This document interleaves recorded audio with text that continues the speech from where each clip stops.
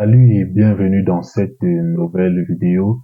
Dans cette vidéo, nous allons apprendre à ajouter un nouveau formulaire. Nous allons voir comment créer un formulaire pour ajouter nos articles. Bon, déjà, ce que nous allons faire, c'est venir dans notre module et créer une route qui va nous permettre d'ajouter des articles. On va appeler ici create.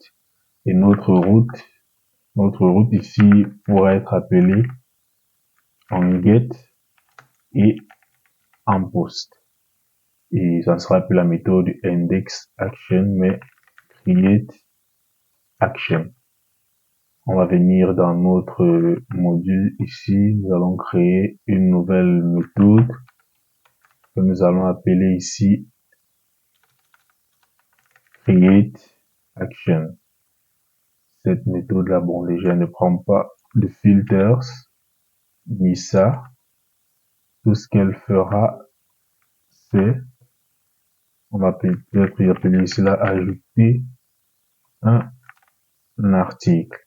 Et venir ici là remplacer par create. On viendra dans notre fichier TUI ici, on va le dupliquer et on va l'appeler create. Et on retire tout ça. C'est tout pour le moment. Déjà, ce que nous allons faire ici, c'est ajouter un bouton pour plus d'articles. Déjà, on va venir ici et on va créer public function get toolbar buttons.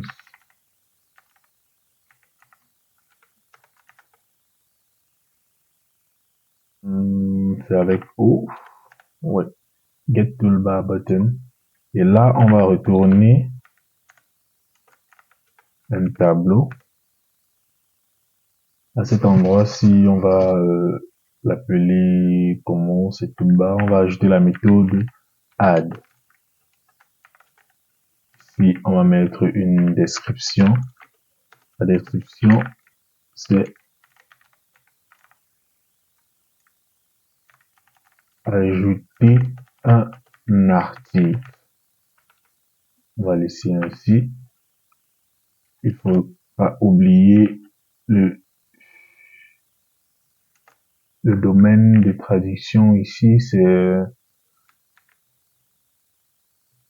ici. Voilà. Et enfin, non pas enfin, on va déjà ajouter ici une icône. L'icône va s'appeler, l'icône c'est add circle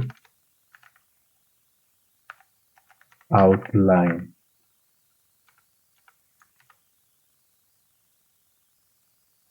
Href.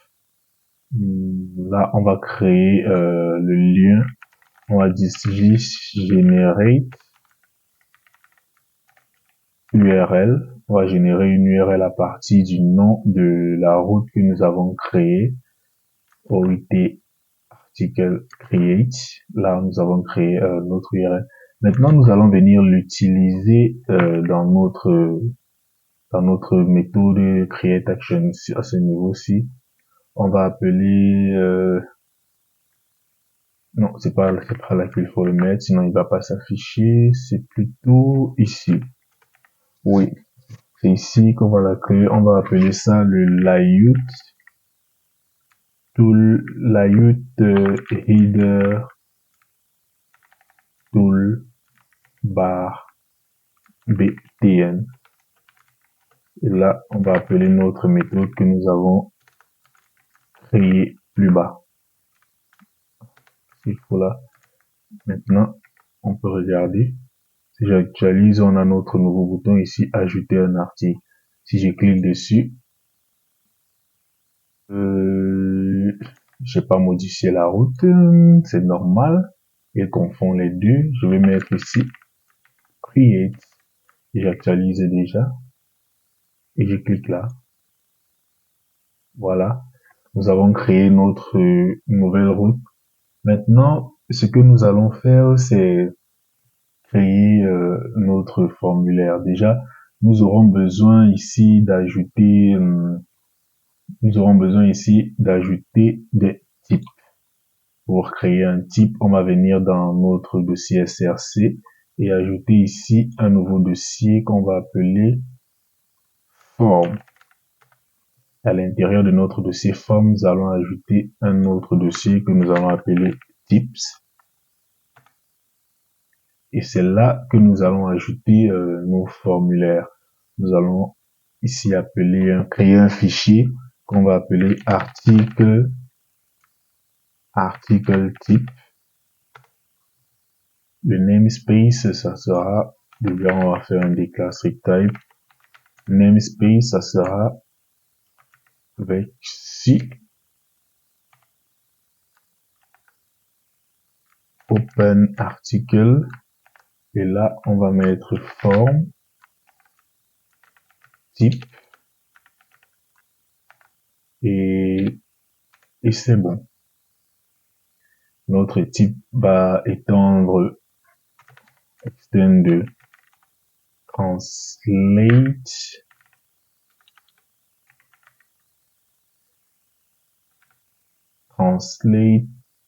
our type. Voilà, il va étendre de celui-ci. Et nous allons ajouter ici une méthode public function build form. Et cette méthode ici, qui va nous permettre de créer notre formulaire. On va déjà prendre notre builder. On va ajouter un titre. On va dire title. C'est translate. Notre type, le titre ici, c'est un type blanc. Donc, on va faire translatable.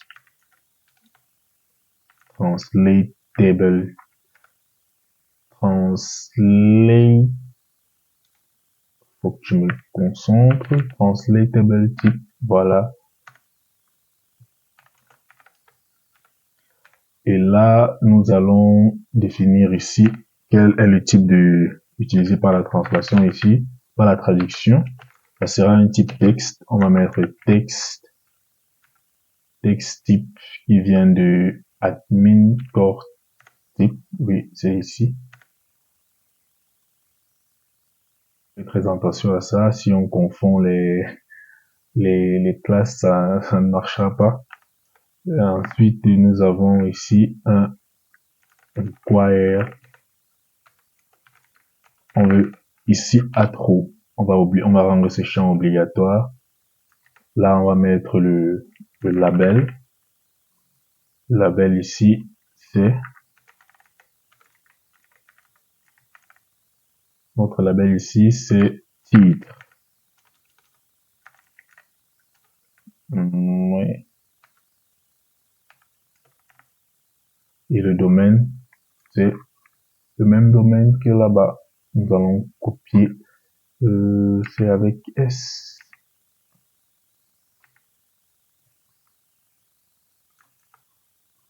Oui. Là c'est bon. Nous allons ajouter un nouveau type. Là, c'est le produit. On va appeler ça product.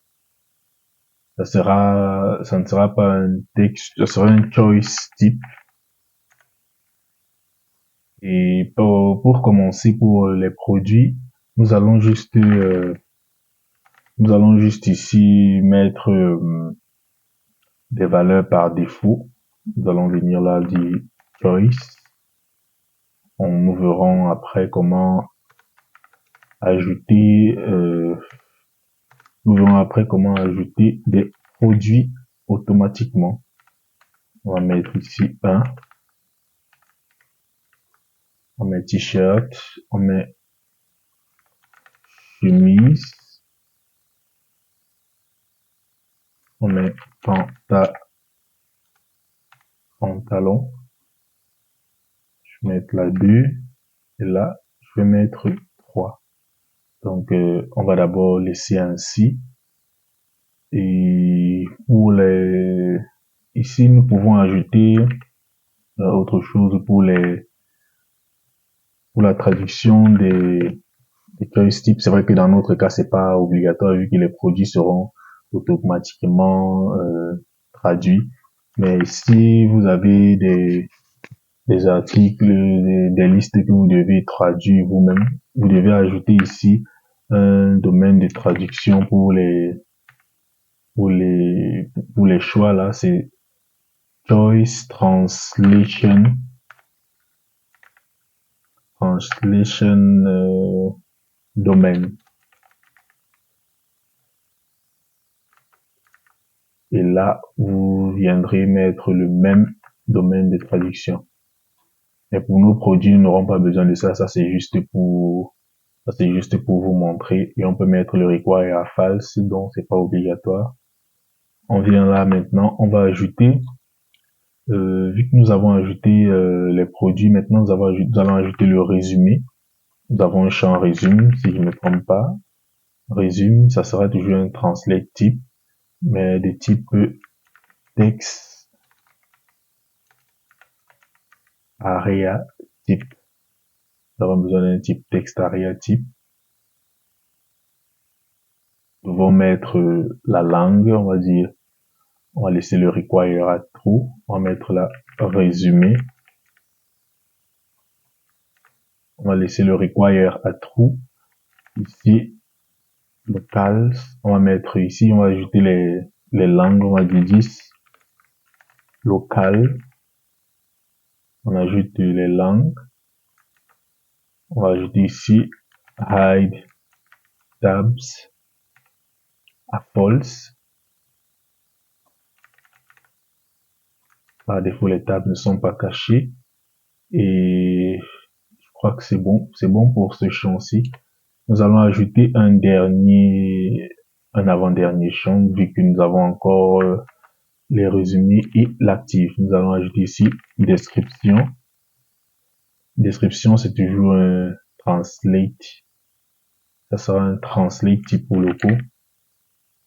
Translate type. Translate type, ça ne sera pas un text area type, mais un formatted text area types. Il prend toujours le local avec le require et tout. Et là, on va mettre la description. Et je crois que là, nous sommes bons. Nous allons juste ajouter un dernier élément qui est l'actif pour vérifier que notre, on va dire ici actif.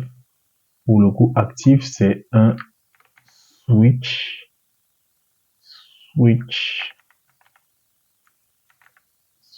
type.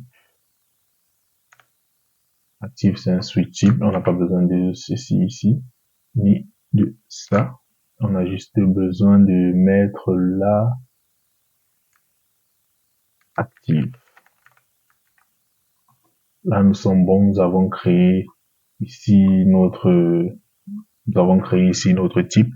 Maintenant, ce que nous allons faire, c'est ajouter un service qui va nous permettre d'utiliser ça au niveau au niveau du contrôleur. Déjà, on va venir ici, ajouter. On va appeler ça forme. Je vais vous montrer. Nous avons besoin du service builder pour générer le formulaire. Nous allons appeler ça Open Article Form Identifier Object Builder. Il va nous permettre de générer notre formulaire. Et enfin, nous avons besoin d'un data provider qui peut nous permettre de remplir le formulaire au moment de la génération du formulaire. Donc, nous allons créer un dossier pour gérer cela. C'est provider. Et à l'intérieur du provider, nous allons ajouter un nouveau fichier ici, oui. Et ce fichier-ci qui va nous permettre de remplit le formulaire au moment de son ouverture. On va faire, ça va implémenter le form data provider interface. Là, on va générer les méthodes obligatoires form data provider interface.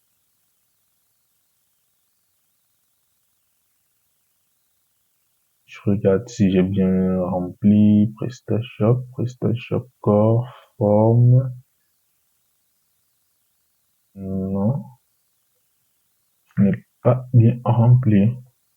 Il ne vient pas de là. Form, data. Voilà, il vient d'ici. C'est ça. Default data. Par défaut, on va mettre par défaut ici, ce qu'on va faire, c'est que le champ actif, on va le mettre à true.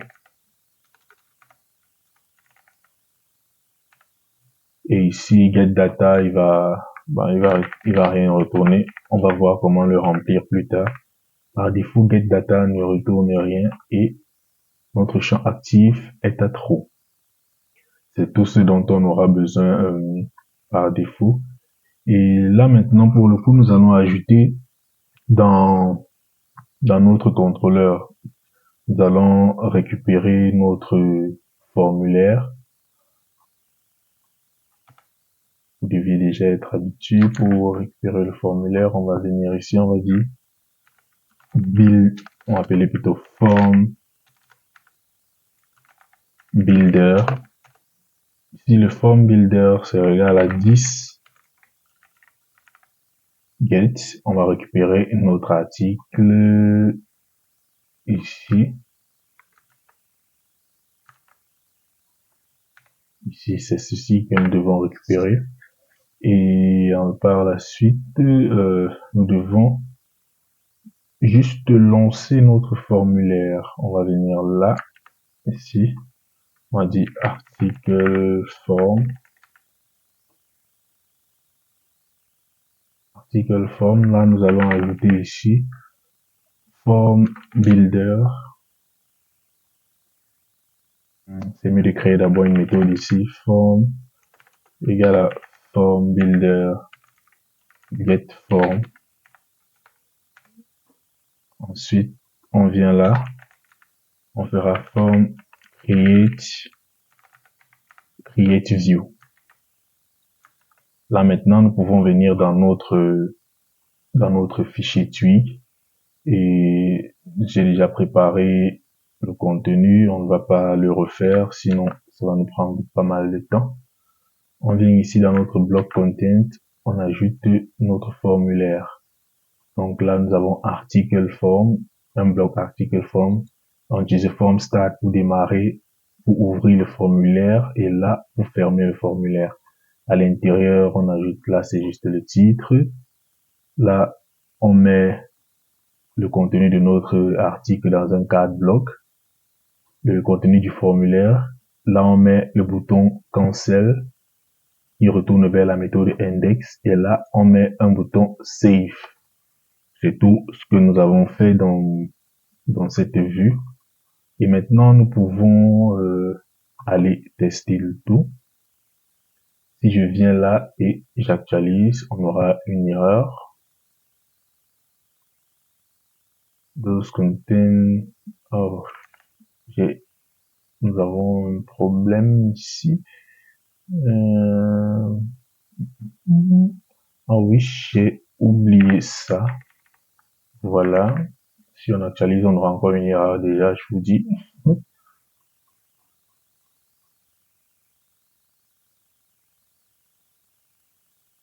Voilà, je voulais vous montrer cette erreur-ci. Cette erreur-ci, c'est dû au formulaire, c'est dû à ceci, notre type étant de translate tower type. Pour pouvoir utiliser, il faudrait créer un service qui renseigne tous les éléments dont notre article-ci a besoin. Nous allons venir dans service ici en haut et nous allons ajouter le service manquant. Voilà. Open article type et dans la classe c'est article type que nous avons envoyé. Nous donnons son parent qui vient de form type translatable aware public true et chaque fois qu'on met un parent, il faudrait toujours redéfinir le public, sinon vous risquerez d'avoir des erreurs. Même si par défaut vous avez mis les publics à true, chaque fois qu'il y a un parent, il faut toujours redéfinir le public à true. Donc là, c'est bon, nous n'aurons plus l'erreur précédente.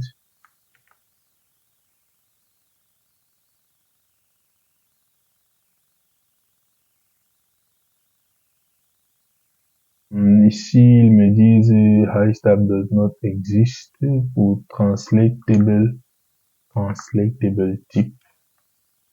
J'ai fait une erreur quelque part.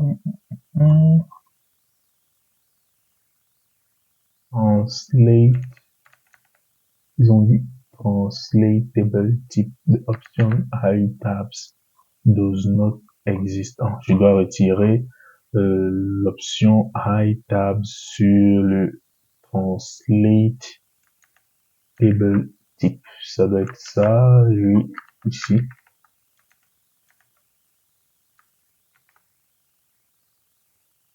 Voilà.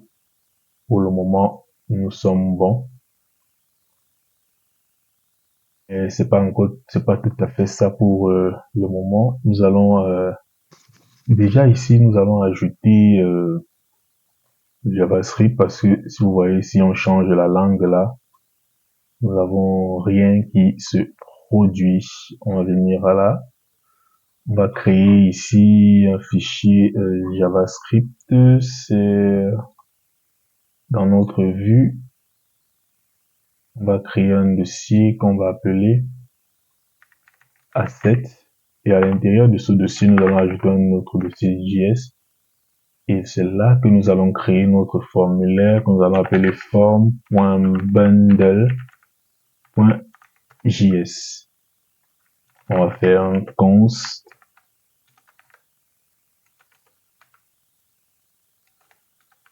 égal à window. Et là maintenant, nous allons charger les méthodes dont nous aurons besoin. Nous aurons windows.prestaShop.component.init. Component, nous allons charger les composants dont nous avons besoin. C'est comme ça. Nous avons besoin de translatable,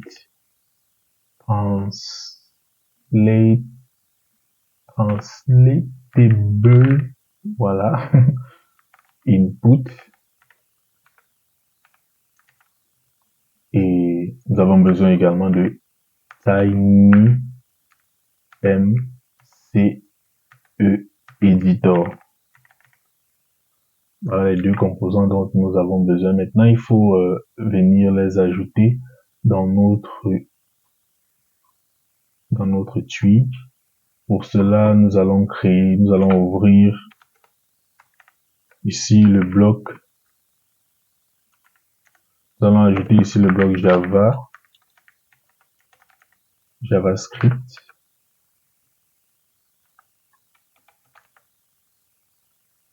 À l'intérieur de ce bloc, nous allons déjà appeler le parent. Et enfin, nous allons ajouter notre script.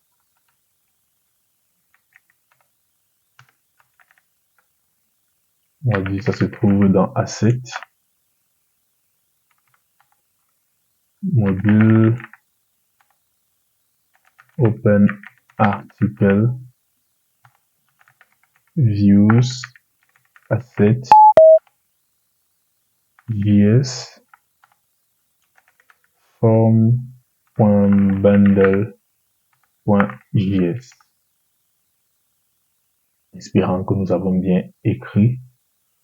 Allons vérifier.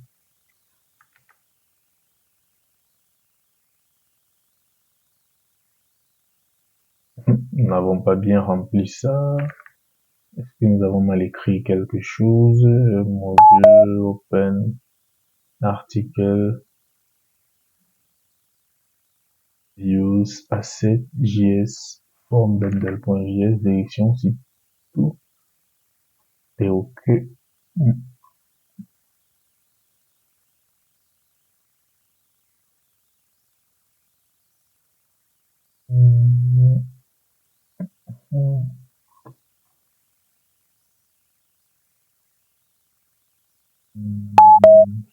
Qui c'est bien rempli. Il n'est pas pris en compte.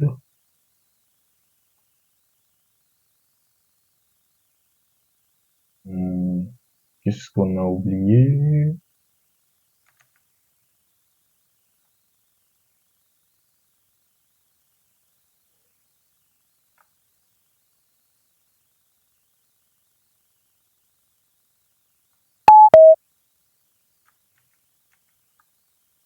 Développer un article from bundle. Yes.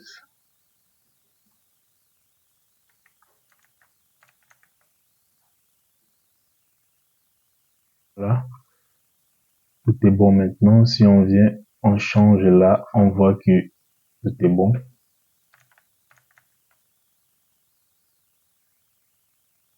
Qu'est-ce qui n'était pas OK?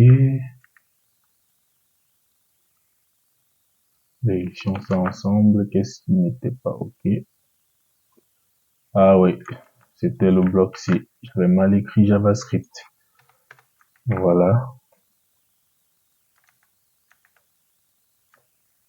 Si j'actualise maintenant, oui, tout est bon. C'était ça.